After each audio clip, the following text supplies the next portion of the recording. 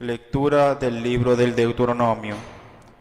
Moisés habló al pueblo diciendo: Acuérdate del largo camino que el Señor, tu Dios, te hizo recorrer por el desierto durante esos 40 años.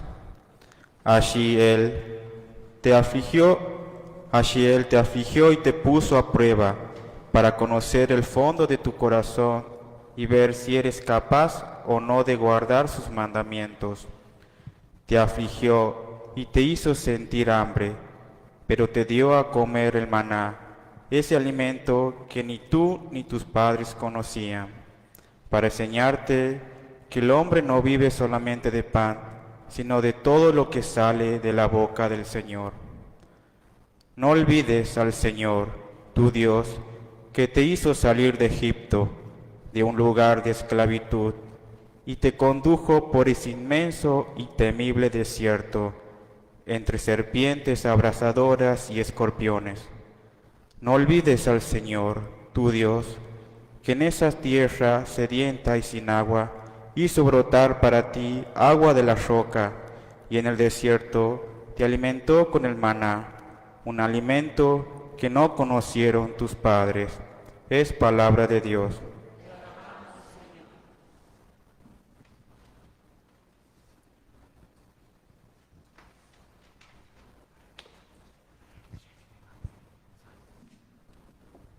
Al salmo vamos a responder cantando la antífona. Glorifica al Señor, Jerusalén, celebra a tu Dios, oh Sión. Glorifica al Señor, Jerusalén, celebra a tu Dios, oh Sión.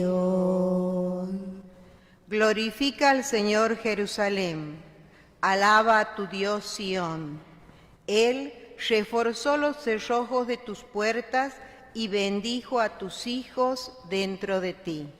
Glorifica al Señor, Jerusalén, celebra a tu Dios, oh Sión.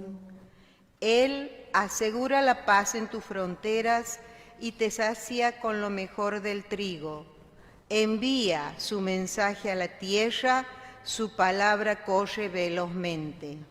Glorifica al Señor, Jerusalén, celebra a tu Dios, oh Sión.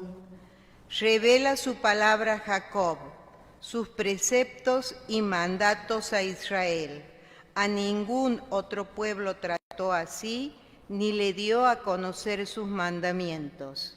Glorifica al Señor, Jerusalén, celebra a tu Dios, oh Sión.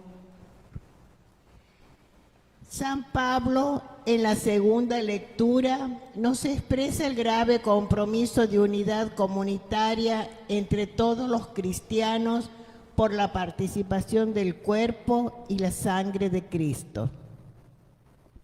Lectura de la primera carta del apóstol San Pablo a los cristianos de Corinto.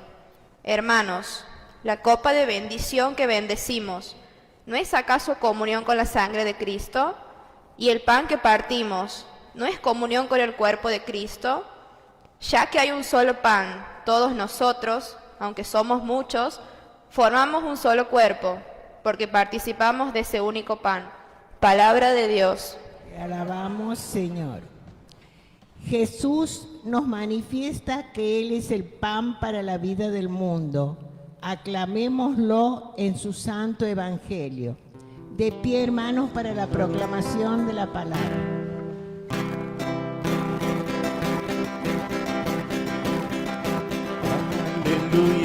Aleluya, aleluya, aleluya. Aleluya, aleluya. Aleluya, aleluya, aleluya. Aleluya, aleluya. Glorificación a tu Salvador.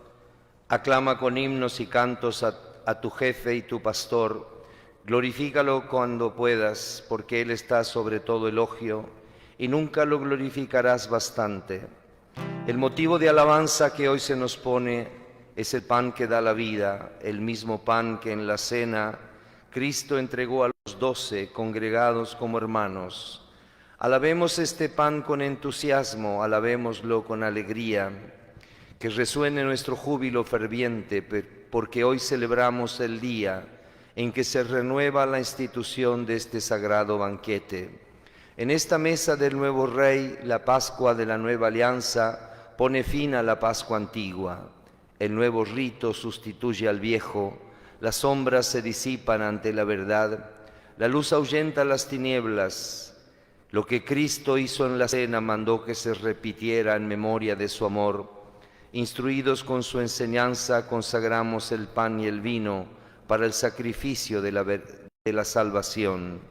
Es verdad de fe para los cristianos que el pan se convierte en la carne y el vino en la sangre de Cristo. Lo que no comprendes y no ves es atestiguado por la fe, por encima del orden natural. Bajo la forma del pan y del vino, que son signos solamente, se ocultan preciosas realidades. Su carne es comida y su sangre bebida, pero bajo cada uno de estos signos está Cristo todo entero. Aleluya, aleluya, aleluya, aleluya, aleluya, aleluya, aleluya, aleluya, aleluya. El Señor está con ustedes. Con tu espíritu. Evangelio de nuestro Señor Jesucristo, según San Juan. Gloria a ti, Señor. Jesús dijo a los judíos: Yo soy el pan vivo bajado del cielo. El que coma de este pan vivirá eternamente, y el pan que yo daré es mi carne para la vida del mundo. Los judíos discutían entre sí diciendo: ¿Cómo este hombre puede darnos a comer su carne? Jesús respondió: Les aseguro que si no comen la carne del Hijo del Hombre y no beben su sangre, no tendrán vida en ustedes. El que come mi carne y bebe mi sangre tiene vida eterna, y yo los resucitaré en el último día. Porque mi carne es verdadera comida y mi sangre verdadera bebida. El que come mi carne y bebe mi sangre permanece en mí y yo en él. Así como yo que he sido enviado por el Padre que tiene vida y vivo por el Padre, de la misma manera el que me come vivirá por mí. Este es el pan bajado del cielo, no como el que comieron vuestros padres y murieron. El que coma de este pan vivirá eternamente. Palabra del Señor. Señor Jesús, Alabado sea Jesucristo. por siempre bendito y alabado. Hoy celebramos la fiesta del Corpus Christi. Antiguamente en todas las diócesis con una gran procesión. Bueno, esa tradición se ha ido perdiendo. Creo que mañana hay una procesión desde la catedral hasta la parroquia de Santísimo Sacramento. Todos los domingos celebramos el cuerpo y la sangre del Señor, pero la Iglesia ha querido que en un domingo al año nos detuviéramos con mayor intensidad a meditar este misterio, este gran misterio que está al centro de nuestra fe. Lo que hemos escuchado en el Evangelio son algunos versículos del largo capítulo 6 del Evangelio de San Juan, llamado el discurso del pan de vida. Este capítulo comienza Comienza con la multiplicación de los panes y de los peces. Una gran multitud que se reúne junto al mar de Tiberíades, allí donde Jesús va a desarrollar gran parte de su ministerio. Mar de Tiberíades, lago de Genesaret son dos nombres para la misma cosa. La desembocadura del Jordán en la Galilea. Jesús es Galileo junto con sus apóstoles. Cafarnaún es el centro de operaciones de Jesús. Allí está la casa de Pedro. Desde allí van a salir hasta distintos lugares a cumplir este ministerio de Jesús. Llega la tarde, hay cientos y cientos de personas y alguien le dice a Jesús: Señor, se está haciendo tarde, mándalos a su casa porque están lejos de sus pueblos, de donde viven. No hay un medio de transporte, tienen que volver a pie. Y allí Jesús multiplica los panes y los peces. Obviamente estos milagros lo hacen famoso, popular. Y Jesús escapa a esa popularidad un poco interesada y se va a Cafarnaúm, cruza del otro lado del lago de Galilea y la gente lo sigue. Y Jesús dice una palabra muy significativa, muy simbólica: ustedes, les aseguro que ustedes me buscan no porque han visto signos, sino porque han comido pan hasta saciarse. Versículo 20. Ustedes me siguen no porque han visto signos, sino porque han comido pan hasta saciarse. Pan gratis, sin esfuerzo. Ustedes no me siguen porque han entendido los signos, no por fe, sino por interés por este pan. Y entonces allí comienza este discurso del pan de vida. Los judíos le van a citar un salmo, ya que nos pides o quieres que entendamos tus signos, tus señales milagrosas, de dónde vienen. ¿Qué signos realizas para que creamos en ti? Nuestros padres comieron el maná en el desierto, como dice la Escritura, les dio de comer pan bajado del cielo. Y Jesús les responde: no es Moisés el que les dio el pan del cielo. Mi Padre es el que le da del pan del cielo, porque el pan de Dios es el que desciende del cielo y da vida al mundo. Palabra de Dios. Así que hasta aquí va todo más o menos bien, hasta que Jesús anuncia por primera vez el escándalo de la Eucaristía. Mi carne es verdadera comida y mi sangre es verdadera bebida. Y Jesús no lo dice de modo simbólico. Si lo hubiera dicho de modo simbólico, aquella gente no se hubiera escandalizado. Los que escucharon por primera vez estas palabras dijeron: ¿cómo un hombre puede darnos a comer su carne y a beber su sangre? La cosa más tremenda. Para nosotros sería antropofagia. Para los judíos un crimen terrible. Ellos no comen carne sin desangrar, porque la sangre es el lugar donde reside la vida. Capítulo 3 del libro del Génesis. Dios se entera, entre comillas, de que Caín mató a Abel porque la sangre de Abel está en el suelo. Caín, la sangre de tu hermano me grita desde la tierra, porque esa vida es mi vida. Pero más allá de que los judíos no entienden, y los discípulos tampoco, así termina este discurso, desde ese momento, versículo 66, desde ese momento muchos de los discípulos se alejaron de él y dejaron de acompañarlo.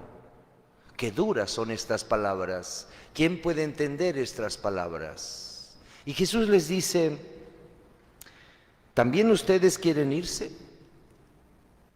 Simón Pedro les respondió, Señor, ¿a quién iremos? Tú tienes palabras de vida eterna. Es decir, Jesús no se preocupa, no se angustia porque los discípulos son menos. Porque fíjense ustedes, después de la multiplicación de los panes, cientos y cientos de personas lo seguían. Y Jesús le dice, ustedes vienen a mí no porque han entendido los signos, sino porque se han llenado de pan. Pero hay otro problema, y es que Cristo tiene dos cuerpos, aunque les parezca un poco extraño lo que estoy diciendo. Su cuerpo, la Eucaristía y la Iglesia. Lo dice San Pablo en esta carta a los Corintios. Ya que hay un solo pan, Cristo, todos nosotros, aunque somos muchos, formamos un solo cuerpo, porque participamos de un único pan, palabra de Dios. Bueno, pero podemos decir, este es un lenguaje simbólico. No, no es simbólico. Si tomamos el libro de los Hechos, capítulo 9, es uno de los relatos de la conversión de San Pablo. San Pablo, como lo dice él, era fariseo, hijo de fariseos, perteneciente a un grupo ultraortodoxo, conservador, radical, que perseguía a los cristianos. Capítulo 9 relata cuando Pablo, Saulo de Tarso, ese es su nombre hebreo, Saulo, después se va a latinizar en Pablo o Paulo. Cuando Saulo va con cartas judiciales, con documentos, a tomar prisioneros a los cristianos que estaban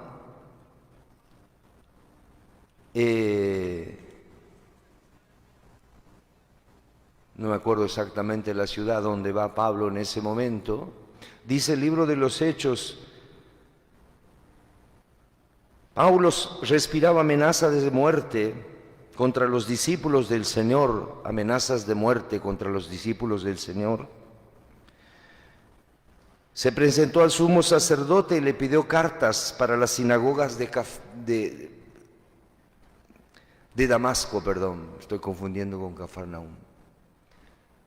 Pidió cartas al sumo sacerdote para ir hasta Damasco a meter presos a los cristianos.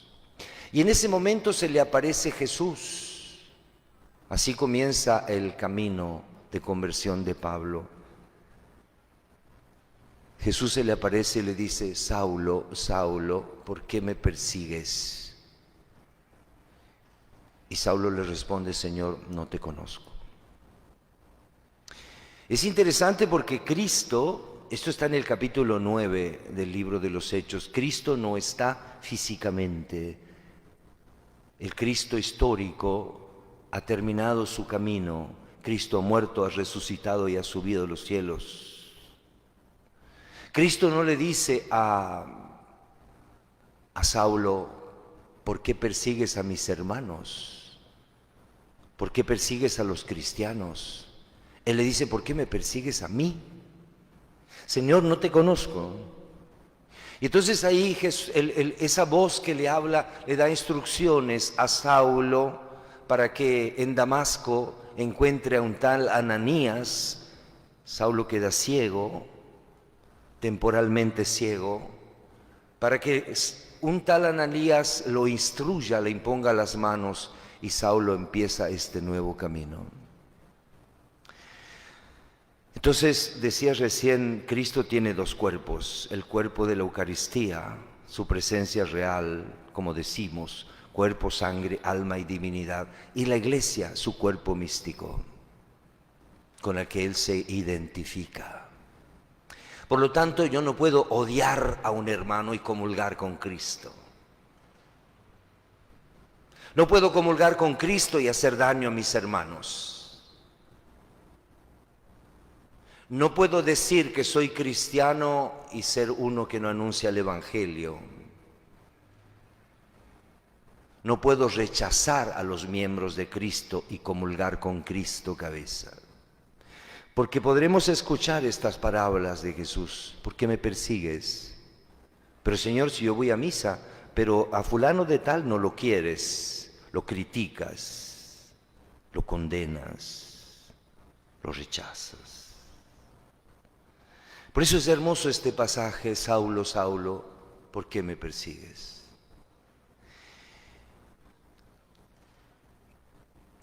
La Iglesia en este momento tiene mártires también, en muchos lugares del mundo, por ejemplo en el África y en otras partes. Y mientras haya cristianos perseguidos y hombres y mujeres que no tienen acceso a la fe, y vuelvo al capítulo 3 del libro del Génesis, mientras haya sangre derramada, el Cristo total no está pleno, y hay sangre derramada de muchas maneras, tal vez no en sentido literal, físico.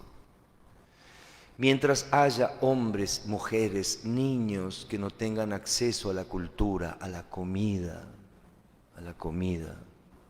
a una vivienda digna, el Cristo total no está pleno, Cristo está muerto ahí. Otro de los nombres, porque la Eucaristía a lo largo de los siglos ha ido cambiando de nombre. En la Biblia se llamaba, en el Nuevo Testamento obviamente, fractio panis, la fracción del pan, Eucaristía. Y en tiempos modernos comenzó a llamarse comunión. El Padre Cantalamessa, explicando un principio biológico, nos explica cómo es la comunión. Los seres vivos nos alimentamos, se alimentan las plantas, los animales, la tierra se alimenta.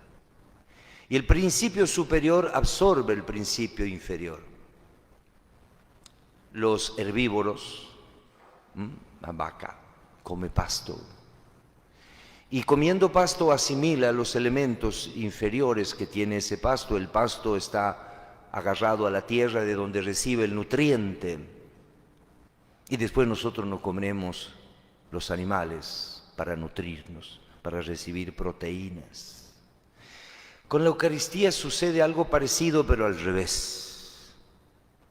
Cuando nosotros comulgamos a Cristo, no es que nosotros asimilamos a Cristo, sino que Cristo nos asimila a nosotros. Por eso Jesús le dice a Pablo: ¿por qué me persigues? Porque cada uno de mis hermanos es un miembro mío, es parte de mi cuerpo. No es tan fácil entenderlo en sentido racional, pero es así.